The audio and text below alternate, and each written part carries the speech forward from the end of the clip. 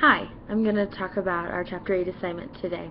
The first thing I'm going to start off by talking about is the current reforms that I found in my internet search. One reform that I found after looking through Dr. Hayner's list of websites was the Small Schools Project.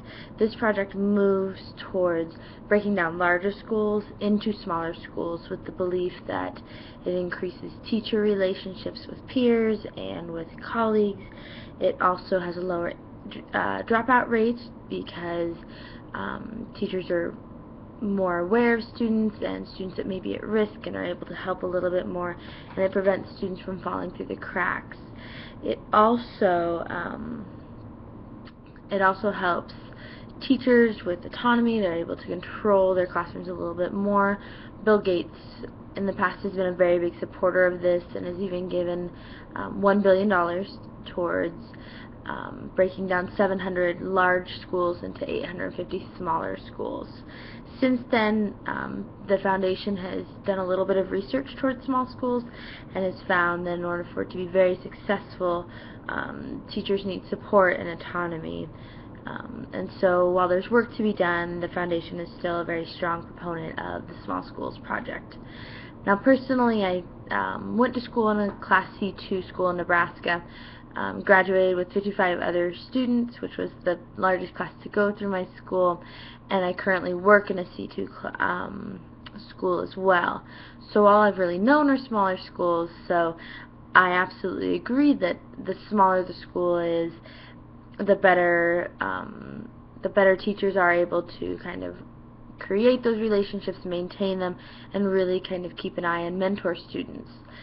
At the same time, I also agree with the Bill Gates Foundation in that it needs to be a little bit more monitored, and if teachers feel like they're in control, there's a little more buy-in and there's a little more motivation for them to continue to improve their own teaching. Now, the second reform that I came across was the Every Child Achieves Act, which was just recently passed, and it's kind of the answer to the No Child Left Behind law that has been in effect up until now, and it gives control to the state level.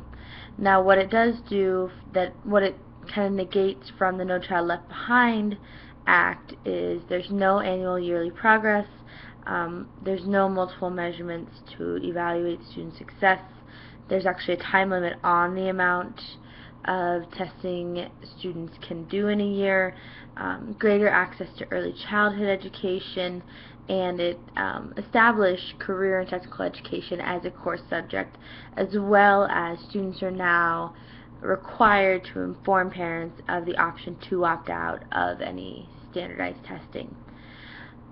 I think that this is a great act to pass, and I think that it's going to relieve a lot of pressure from schools, and especially students that are on that PLAS list, the persistently low achieving schools list. And I think that this is a really great answer, and I'm really thrilled that senators have listened to educators and have kind of given us a voice and heard us and realized that No Child Left Behind, while it was great in concept, was really kind of difficult and almost set us up just for a lot of frustration and anxiety when it came to trying to achieve the expectations set by No Child Left Behind. The last one I'm going to talk about is early childhood, and as I mentioned, in the Every Child Achieves Act, there's access to early childhood education. Now, there's a program called the Educational First Steps. This program provides appropriate age materials, furnishings, and learning opportunities outside of the facilities. And they found through research that any adult that has taken a class in early childhood education has been proven to be effective in leading early childhood classes. Now, Educational First Steps currently serves 4,500 3- and 4-year-old students in 95 different schools. They've done some longitudinal research on these students and have found that students that attend a preschool educational setting, their standardized scores in math are 1.96 to 2.5 percentile points higher than their peers, and 1.34 to 2.9 percentile points higher in reading than their peers. HighScope Perry preschool reports found that students that attended preschool educational programs had an increased employment, increased wages, and as much as 33% higher income than their peers. I also think that early childhood is key. I think that we really need to balance the exposure kids get to different concepts with the academic. I think we are starting to push academic a little bit faster than is maybe appropriate developmentally, and I think that with both parents typically working outside the home now, younger children are not given the opportunities and the learning opportunities that they were when one parent traditionally stayed home. So I think this push for early childhood education is great, and I think that it's one that our country really needs to continue to back, and I think it's one that we'll see results in down the road. The next thing I'm going to talk about is national interest and who decides kind of the national interest and the trends that we're discussing now. I think foremost it would be the media. I think media and public figures are the ones that bring us the news first, and then that's where we do a little bit more digging and we look into it. A lot of people tend to take things at face value and not research the resources or the source that the information is coming from, and I think that that can kind of negatively or positively influence their opinions and things. And I think as far as, actually I did find an interesting study in which people were asked about Common Core, and 40% of people were for Common Core and 39% were against. Now, once Common Core was explained and the intentions behind it and all that, it actually increased to 10%, and 50% of people were for Common Core. So that just kind of shows us that there are people out there that have opinions based on a little bit of information and what they've been exposed to, and their opinion's going to be varied on kind of the motivation behind the individual presenting the information. I think as far as the presidential candidates, Jeb Bush is really the only one that's been very consistent on his opinion. He's the only one that thinks that the Common Core is a good thing. However, we need to increase the state. It needs to be state-driven, and so no federal role in the standards, content, or curriculum. He feels that we need to take it back to the state level. Hillary Clinton, really all she can say about it is that it was a good idea but wasn't well executed. Mike Huckabee, Rand Paul, all kind of said, do away with the Common Core, and Mike Huckabee even went as far as to say do away with the Common Core and restore common sense. Rand Paul also believes that we should abolish the Common Core and return power back to the state, local, and parental level, and that one size doesn't fit all, and then that's kind of what Common Core has done for education. Scott Walker believes that we need to increase standards set by parents, educators, and school board members at the local level, and we need to take the money out of Washington and send it back into the state and back to the schools at the state's discretion. Some pros and cons of Common Core. Common Core has been internationally benchmarked, so we're able to compare ourselves to other countries, and I think that that's a great thing to do, and that's a great perspective to have. It also would increase professional development for teachers and collaboration. It would save states money on creating and scoring tests, because states could share those items because of the common standards and the Common Core. The Common Core also covers multiple skills in one question. Often doesn't do the multiple choice. Students have to create their own answers and then defend them. And so there's a little bit of that higher level thinking and access to that critical thinking and those skills. There's also a tool that monitors school progress throughout the year, so teachers can monitor individual progress as curriculum is being taught. It also greatly benefits students that are mobile. Students that move often are able to kind of shift in and out of classrooms with not much lapse in what's being taught because the standards are all consistent across multiple schools and multiple states.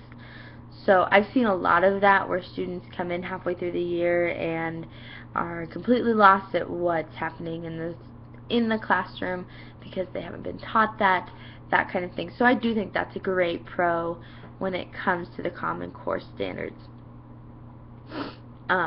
It also, one aspect of it is to define what students are expected to learn and understanding what they are learning and why. I think that the why is probably the most crucial of that, because I think it's only fair that students understand the purpose behind things, and I don't think the answer because we said so or because we have to is going to cut it. I think students, once they understand the purpose of stuff, there's more buy-in and there's more motivation. There's also an increase in the rigor of classroom because of the consistent standards, and they allow all states to be compared accurately. Some of the pros, and the biggest one that stood out to me, is that there's no alternative assessment for the Common Core tests.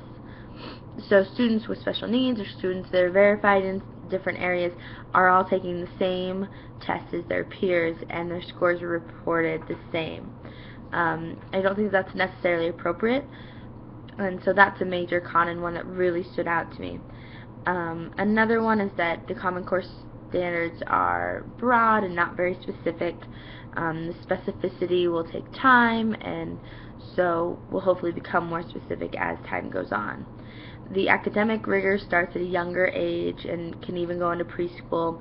And as I mentioned when I discussed the early childhood education reform, I think that we need to keep in mind developmentally where students are, and we need to make sure that we're really aware that sometimes we need to not ask students to do more than they're able to do developmentally.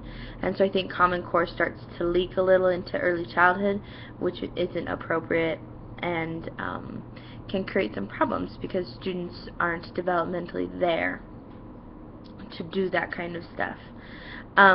Another one is that because the Common Core standards are very technologically based, all students have to have access to the technology, and so schools are throwing out textbooks and other materials that they've spent money on in the past. So implementing the Common Core state standards can be quite costly. Another one is the increased time on high-stakes testing. Because of that increased time, you're taking away from learning, from lessons, that kind of thing. So that can increase student anxiety and student frustration. And parents can also be quite frustrated with the amount of testing that their students have to complete. Another one is that currently the Common Core state standards only cover language arts and math. There's nothing for science or social studies. So states are still having to spend money on developing those standards. And then the final argument is that some professionals may leave. This may be kind of that final proverbial last straw, and that the standards and the requirements are just too much, and so we may lose some highly educated professionals and some highly trained teachers. So overall, I don't have much experience with the Common Core because I've been in Nebraska the 3 years that I have taught, and so this assignment really kind of opened my eyes up to Common Core, and I learned a little bit more about it. I think that Common Core is a good thing in the principles and in what it's trying to achieve. I think that there's some more work to be done, but I think that as people stop fighting it and start embracing it, I think that we'll see some great outcomes. So it'll be interesting to see if Nebraska will ever adopt the Common Core standards or if we will continue to be one of the states that doesn't.